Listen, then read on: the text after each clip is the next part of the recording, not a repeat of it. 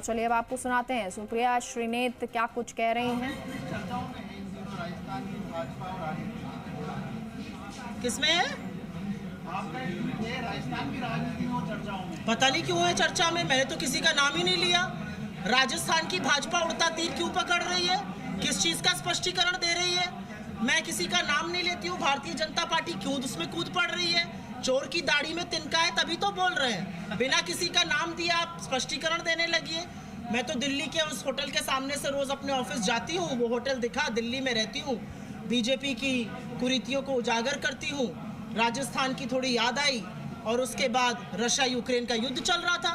BJP क्यों कूद पड़ी उसमें? ऐसा क्या काला कारनामे करते हैं जिसका स्पष्टीकरण देना पड़ता है? मैंने तो किसी का नाम नहीं लिया।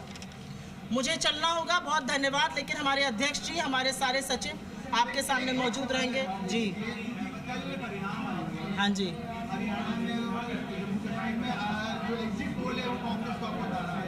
एक सवाल उठ रहा है बार-बार राजनीतिक गलियारों से कि हरियाणा का अगला मुख्यमंत्री कौन? कुमारी शैलजा के बयान को चर्चाओं में लाया जा रहा है। वो कह रही है कि मैं भी दावेदार हूँ लेकिन मैं दावा नहीं कर रही।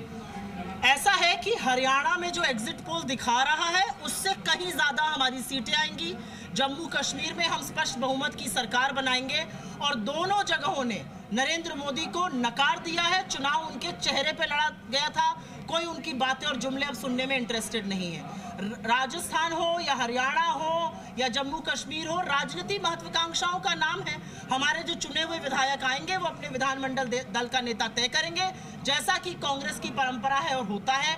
असलियत यह है कि चाहे वो हरियाणा के दलित हो या जाट हो या कोई और बिरादरी हो, हरियाणा की 36 बिरादरी ने हमारा सहयोग किया और वही हमें जिता रहे हैं। अशोक तंवर जी का वापस आना यह दिखाता है कि बीजेपी दलितों के साथ किस तरह का दुर्व्यवहार करती है। बहुत बहुत धन्यवाद आप सबका। प्लीज आइए।